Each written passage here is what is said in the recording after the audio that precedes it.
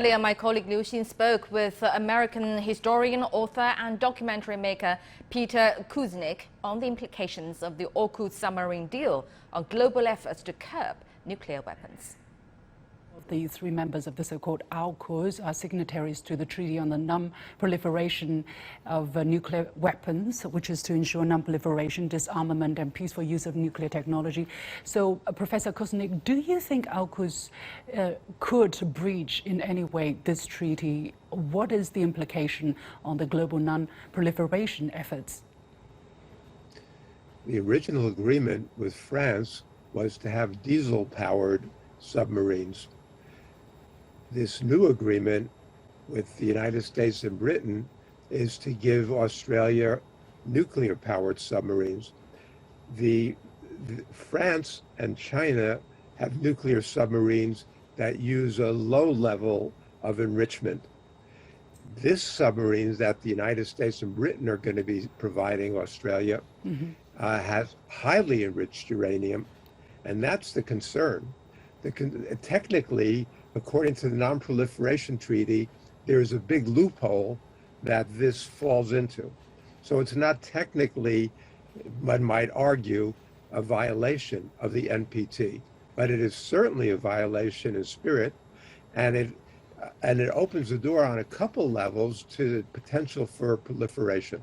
First of all, the 6 countries that now have nuclear submarines are all nuclear powers. The 5 original members of the NPT and India. Australia is not. So Australia is going to have to get this highly enriched uranium from UK or the US. That can be easily converted to nuclear weapons use. And the IAEA is going to try to monitor it, but it is not clear. That's one big risk. The second big risk is that it sends a message to other countries, Iran, South Korea, Japan, that they also can use this loophole to increase their stock of highly enriched uranium for potential nuclear bomb development. So I think this is a very, very, very dangerous precedent that the United States is setting here. Biden had said initially that he wants to lower the importance of nuclear weapons in America's strategic plans, as Obama tried to do on some level. But Biden's behavior seems to be going the opposite direction. And for more insight into all of this, Mr. Chen Jianqun is joining us in the studio. He's the director of the Arms Control and International Security Research Center of the China Institute of International Studies. Well, before we discuss about how dangerous this AUKUS treaty would be, as our guest just said now, let's take a look at the latest development. France says it's sending its ambassador back to the U.S. Does it mean that the row, at least between the U.S. and France, has come to an end? No, I don't think so, because such a deal, I mean, the AUKUS and the so-called security relationship among the 3 countries actually is a very negative mechanism for not only for regional countries but also for U.S. partners and allies. France this time will just send its ambassador back to the United States after the phone call between the 2 presidents. This is actually only settled down of the dispute. At the very beginning, the 2 sides would like to give some compromise in the turmoil, according to the 2 sides. So I think the French government just gave some compromise just because this is actually a deal between a big brother and a small brother. In any military allies, there should be a big boss, especially in NATO. The big boss is the United States, or has been the United States. So French government has to accept such a result. That is to say, the big deal, more than $60 billion US now in the hand of the United States.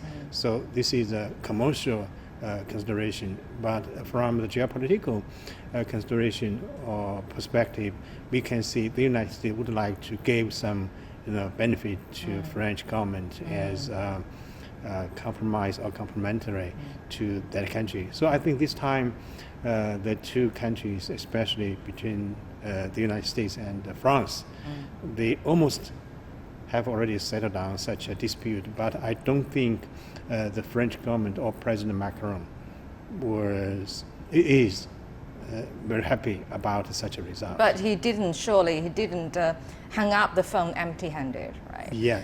But back to how dangerous this AUKUS treaty or deal is to the region, even to the whole world, because it is against the non-proliferation treaty, and it's against Biden's earlier promise of not adding more nuclear weapons into their military strategy as well.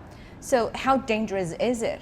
There are two negative impacts on the regional security. Number one is the proliferation of nuclear, especially military use of nuclear technology in that area, because Australian or New Zealand government would like to have a nuclear-free zone. This is not only a policy from the regional countries, but also this is actually a mechanism recognized by the international community. So this is actually a challenge to the non-proliferation regime of our world, especially for the so-called nuclear-free zone in Australia or in New Zealand. Another negative impact is that might give Australian leaders, especially ambitious leaders, be more active in regional affairs. And if Australia has got such a submarine, the Australian government will send the submarine to some sensitive areas, for example, to the South China Sea, to Eastern China Sea, to show their presence. Because this nuclear submarine deal is not only the submarine itself, it also includes the cruise missiles and more aggressive leverage in the hand of Australian leaders. They will be more active it in also, regional affairs. as I understand the whole thing, that it would take a very long time to fully develop a nuclear powered or nuclear actually submarines in Australia. But so with that being said, is the treaty with an expiration date, or is it going to be a permanent or